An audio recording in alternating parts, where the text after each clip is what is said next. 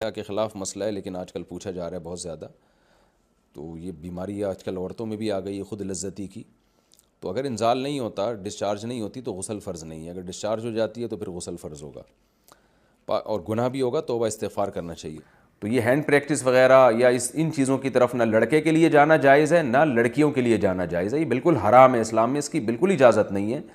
سورہ قد افلح المؤمنون میں بھی اللہ نے حکم دیا، اور سورہ معارج میں بھی کہ الا علی ازواجہم، کہ مرد اپنی بیوی کے علاوہ اور عورت اپنے شوہر کے علاوہ کسی تیسرے راستے سے اپنی خواہش پوری نہیں کر سکتے، نہ ہاتھ کے ذریعے نہ کسی اور ذریعے سے. تو اور حضرت عثمان ابن مظعون رضی اللہ تعالیٰ عنہ، یہ بھی صحیح حدیث ہے، فرماتے ہیں ہم سفر میں ہوتے تھے، بیویوں سے دور ہوتے تھے، تو ہم پہ عورت کی جدائی بہت شاق گزرتی تھی، اپنی شہوت پہ کنٹرول کرنا بہت مشکل تھا. ہم نے نبی سے اجازت مانگی کہ ہم اپنے آپ کو کسی طرح خصی کر دیں، نامرد بنا دیں، تو آپ صلی اللہ علیہ وسلم نے اس سے منع کیا ہمیں. اب آپ دیکھیں حضرت عثمان ابن مظعون اتنی شدید کنڈیشن میں کہ اپنے آپ کو نامرد کرنے کے لیے وہ تیار ہو گئے تھے. فرمایا، حدیث کے الفاظ ہیں، لو اجازنا لاختصینا، اگر نبی ہمیں پرمیشن دے دیتے تو ہم اپنے آپ کو نامرد کر دیتے، یعنی ہمیشہ کے لیے نامرد ہو جاتے. تو اس قربانی کے لیے بھی حضرت عثمان ابن مظعون تیار تھے کہ اتنا خطرہ تھا ان کو. لیکن نہ انہوں نے نبی سے پوچھا کہ کیا میں ہاتھ سے اپنی خواہش پوری کر سکتا ہوں، نہ نبی نے ان کو بتایا کہ تم یعنی ہاتھ کے ذریعے مجبوری میں اپنی خواہش پوری کر لیا کرو. نہ نہ نہ نہ نبی نے ان کو بھی حکم دیا ایسے موقع پہ، تزوجوا الودود الولود فانی مباہی بکم الامم، محبت کرنے والی عورت سے اور اولاد جننے والی عورت سے نکاح کرو، میں تمہاری کثرت پہ قیامت کے دن فخر کروں گا. تو آپ صلی اللہ علیہ وسلم نے بزبان حال بتا دیا کہ یہ جو اللہ نے تم پر، مرد پر اتنی شہوت مسلط کی ہے، خواہش مسلط کی ہے، اس کی وجہ یہ ہے کہ اللہ نسل چاہتے ہیں کہ مرد اور عورت کا ملاپ ہو. تو مرد اور عورت کو ایک دوسرے سے دور رہنے کے لیے پیدا نہیں کیا ہے، ملاپ کے لیے پیدا کیا ہے. تو اس لیے ملاپ کی ایک ناجائز قسم ہے، ایک جائز ہے.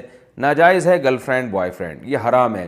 ولا متخذاتی اخدان، ولا متخذی اخدان قرآن کے الفاظ ہیں، کسی لڑکی سے تمہیں دوستی کی اجازت نہیں ہے. اور جائز طریقہ کیا ہے جو سورہ مومنون میں اور سورہ معارج میں اللہ نے بیان کیا، الا علی ازواجہم، کہ اپنی بیوی بنا کے اپنی خواہش اس سے پوری کرو. فإنہم غیر ملومین، اور اللہ نے فرمایا یہ لوگ قابل ملامت نہیں ہیں. اگر نکاح کے ذریعے آپ خواہش پوری کرو گے تو آپ کو دنیا تو ملامت کرے گی، لیکن اللہ کی نظر میں آپ کو سرٹیفکیٹ مل گیا کہ آپ قابل ملامت نہیں ہیں. یہی وجہ ہے کہ علماء نے لکھا ہے کہ جو بیوی کے ذریعے بھی اپنی خواہش پوری کرے نکاح کر کے، اسے ملامت کرنا، اسے طعنہ دینا، اس پہ کفر کا خطرہ ہے، کیونکہ اللہ نے اس کو سرٹیفکیٹ دے دیا ہے کہ بھئی یہ قابل ملامت نہیں ہے. تو اپنی جانوں پہ ہم سب کو رحم کرنا چاہیے. زنا معاشرے میں بہت تیزی سے پھیل رہا ہے. کو ایجوکیشن سسٹم نے تو ہمارے فیملی سسٹم کو تباہ و برباد کر دیا ہے. تو اللہ میاں نے جو اجازت دی ہے، الا علی ازواجہم او ما ملکت ایمانہم، اور کیا فرمایا، فمن ابتغى وراء ذلک، جو نکاح کے علاوہ، اللہ نے ذالکہ جو ہے نا اس میں اشارہ ہے، ہاتھ سے اشارے کے وقت یہ ذالکہ کا لفظ استعمال کیا جاتا ہے. گویا اللہ نکاح کی طرف نا، بیوی کی طرف اشارہ کر کے کہہ رہے ہیں کہ اس کے علاوہ کوئی اور راستہ اگر تم نے اختیار کیا. یہ کیوں گویا ہاتھ سے اشارہ کیوں؟ پتہ چل جائے بس یہی حلال ہے، ہینڈ پریکٹس حلال نہیں ہے تمہارے لیے. اسی طرح کسی اور راستے سے اپنی خواہش پوری کرنا حلال نہیں ہے تمہارے لیے. تو اس لیے اللہ نے بتایا صرف یہ بیوی ہے، صرف یہ ہے، اس کے علاوہ کوئی بھی راستہ اختیار کرو گے فاولئک هم العادون، یہ لوگ اللہ کی حدود کو توڑنے والے ہیں. تو یاد رکھیں، کسی مفتی کے فتوے کی بیس پہ یا کسی اسکالر کے فتوے کی بیس پہ یہ اس کو جو ہینڈ پریکٹس ہے اس کو حلال کرنے کی اجازت نہیں ہے. قرآن میں اللہ نے بہت واضح فتویٰ دیا ہوا ہے اس بارے میں. تو اس لیے آج کل نوجوان بہت تیزی سے اس طرف جا رہے ہیں. تو بہت احتیاط کی ضرورت ہے اس میں. یہ نوجوانوں کا مسئلہ ہے، آج کل بہت زیادہ پوچھتے ہیں کہ جی ہینڈ پریکٹس کی عادت پڑ جاتی ہے، تو کہتے ہیں میں نے یوٹیوب پر اس عمل سے بچنے کے لیے کافی سرچ کیا کہ کوئی طریقہ مجھے مل جائے، لیکن صرف وظیفے ہی بتائے گئے ہیں. تو کیا اس سے بچنے کے لیے صرف وظیفے کام آتے ہیں، کوئی اور حل ہے؟ انڈیا سے کسی نے پوچھا. یہ مسئلہ یہ ہے کہ یہ وظیفوں سے نہیں چھوٹتی ہے بیماری، وظیفوں سے تو اس کا کوئی تعلق نہیں ہے. سب سے پہلی بات تو یہ جلد سے جلد شادی کریں. آپ نکاح نہ کرنے کے یہ وبال ہیں کہ انسان الٹے سیدھے کاموں میں لگ جاتا ہے. ایک بات تو یہ. دوسرا، اپنا کانسیپٹ کلیئر کریں اس بارے میں. آج کل بعض ڈاکٹر اس کو بہت پروموٹ کر رہے ہیں اور کہہ رہے ہیں اس سے صحت کو کوئی نقصان نہیں ہوتا. تو یہ بات بالکل غلط ہے، اس سے صحت کو نقصان ہوتا ہے۔ اس بارے میں ایک اور ڈاکٹروں کی رائے بھی یہی ہے، یہ نہیں جو میں بات کر رہا ہوں، اس کو بھی ڈاکٹر اس کی تائید کرتے ہیں۔ بعض ڈاکٹر کہتے ہیں اس سے نقصان ہوتا ہے، اور سب سے بڑی بات یہ کہ ڈاکٹروں کی تحقیق بدلتی رہتی ہے۔ ایک چیز جو نیچر کے خلاف ہے، ایک چیز جس سے اسلام نے روکا ہے، وہ صحت کے لیے مفید نہیں ہو سکتی۔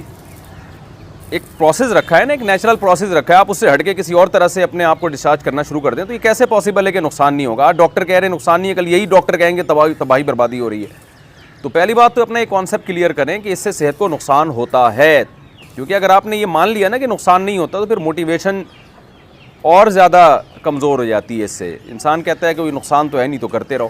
تو آخرت کا تو نقصان ہے، دنیا کا بھی اس میں نقصان ہے آپ کا، اور وہ نقصان مینٹلی بھی نقصان ہوتا ہے اور باڈی کو بھی نقصان ہوتا ہے۔ اس پہ میں دلائل سے کلپ ریکارڈ کروا چکا ہوں، ابھی میں اس کی ڈیٹیل میں نہیں جاؤں گا، آپ میرا وہ کلپ سن سکتے ہیں، یوٹیوب چینل پہ موجود ہے وہ، کہ اس سے باڈی کو، صحت کو کیا کیا نقصانات ہوتے ہیں۔ اور یہ جو ڈاکٹر لوگ کہہ رہے ہیں نا کوئی نقصان نہیں، بالکل غلط کہہ رہے ہیں، کل کہہ دیں گے کہ نقصان ہے۔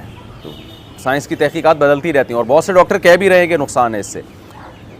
تو دوسری بات یہ کہ اس کو ایک تو عزم کرنا ہے کہ آپ نے اس کو چھوڑنا ہے، جب تک آپ پکا عزم نہیں کرتے کوئی کام ہوتا نہیں۔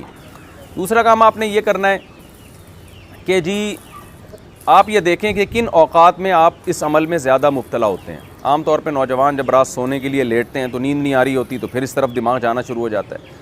تو آپ نے سونے کے لیے اسی وقت لیٹنا ہے جب گہری نیند آنا شروع ہو جائے، اور لیٹتے آپ موبائل دور رکھیں اپنے آپ سے، اور لیٹتے ہی آپ کی آنکھ لگ جائے، ایسا ٹائم ہونا چاہیے۔ کتاب بھی رکھیں اپنے سامنے، اپنے سرہانے پر، کتاب کا مطالعہ کرتے کرتے سو جائیں۔ اسٹڈی کرتے ہوئے بہت اچھی نیند آ جاتی ہے انسان کو، ایسے تکیہ لگایا، اسٹڈی کرنا شروع کیا اور سو گئے۔